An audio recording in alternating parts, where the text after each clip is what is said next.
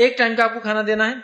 दूसरा, खाना ना देते हुए बना हुआ, क्या उनका सवाल है हम कुछ दे दे अनाज, ताकि हाँ ये भी हो सकता है आप इतना अनाज दे दे या इतने का अनाज दे दे जो आपके एक टाइम के खाने के बराबर कीमत होता हो। मिसाल के तौर पर एक आदमी एक वक्त का खाना मैं समझता हूं 60-70 रुपए या 100 रुपए तक खा लेता है औरंगाबाद शहर में। अलग अलग शहरों में खाने के ग्रेड्स अलग होते हैं, और कोशिश करें जो ग्रेड का खाना आप खाते वही खाना उनको देंगे। अगर मेरा खाना आम एतबार से 100 रुपए में होता है किसी जगह, तो 100 का दूंगा। मैं गरीब आदमी 50 में मेरा होता तो 50 का दूंगा। समझ रहे? ये नहीं कि मैं खाना तो 100 का खाता हूं लेकिन जब फिदिया दे रहा हूं तो 20 रुपए वाला सड़ा हुआ पता नहीं कुछ तो भी नहीं, वही क्वालिटी का। तो बहरहाल, तो अब क्या हम अनाज दे, तो हाँ आप उस खाने की कीमत के बना अनाज दे दें, जिसमें हो सकता हो एक टाइम नहीं, मतलब 30 दिन के रोजे छूटे तो 30 टाइम नहीं बल्कि 60 टाइम खा ले जरूरत पड़ने पर। समझ रहा है मैं क्या बोल रहा हूं? बोलने का मतलब ये है, मैं खाना खाता हूं एवरेज 100 रुपीज का, 100 रुपए में एक वक्त का खाना औरंगाबाद में आता है। लेकिन जब मैं 30 दिन के रोजों का दूंगा कफारा, मतलब फिदिया, तो कितना होगा? 3000 रुपये। लेकिन अगर 3000 रुपए की मैं अगर गेहूं दूं तो कितने आएंगे? तकरीबन 22-20 रुपए किलो से भी अगर गेहूं तो 1.5 कुंटल आ जाएंगे। अब 1.5 कुंटल में तो माशाल्लाह बहुत हो जाएगा। समझ रहे ना मैं जो बोल रहा हूं? तो आप जो खाना खा रहे हैं उस खाने की वैल्यू के बराबर फिर अनाज दे दीजिए आप, जो कि जाहिर सी बात है ज्यादा होंगी, मतलब वो ज्यादा खा सकेंगे क्योंकि उसमें पूरा खाना नहीं, ठीक है। लेकिन बेहतर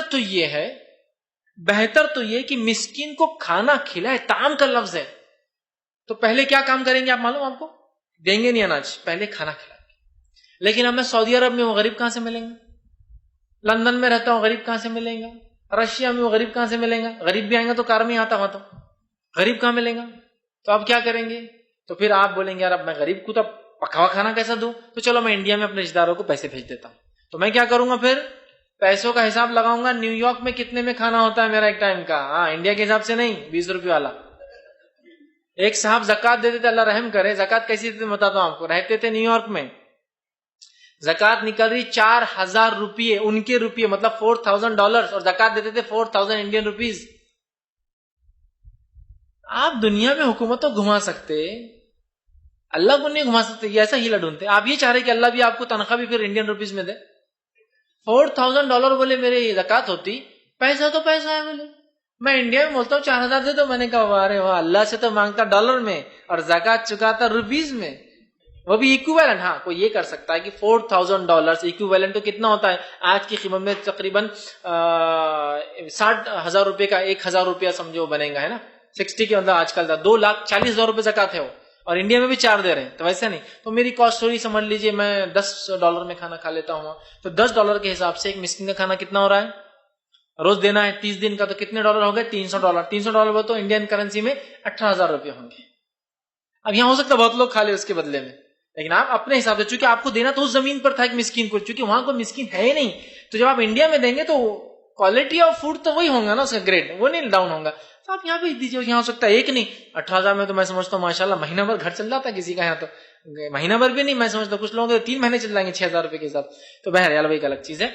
तो हमको खाना देना है, उस मिस्किन को खिलाना है। अलग अलग इलाके के एतबार से नोयतें बदल सकती है, खाने की कॉस्ट बदल सकती है। तो अगर समझ लीजिए आप खाना नहीं खिला सकते हैं किसी को, और एक तो ये कम से कम है, लेकिन फिदिया तो एक का है, लेकिन अगर आपको रमजान है इजाफा करना तो अल्लाह सदक़े में कन्वर्ट कर देंगे, ज्यादा चीजों को दीजिए ना, ज्यादा क्यों? हम ये तो कम से कम लिमिट है, इससे ज्यादा आप खर्च कर सकते हैं ना। तो जहां एक मिस्किन को आप दे रहे भाई ये तो फिदिये का है, और 2 भी घर में उनकी खाना नहीं, चलो 2 को भी 3 का कर लेते, अल्लाह और देंगे आपको। तो बहरहाल एक मिस्किन को आपको एक वक्त का खाना है, तो फर्स्ट प्रेफरेंस खिलाने को है, खाने को फिजिकली खाना बना के खिलाइए।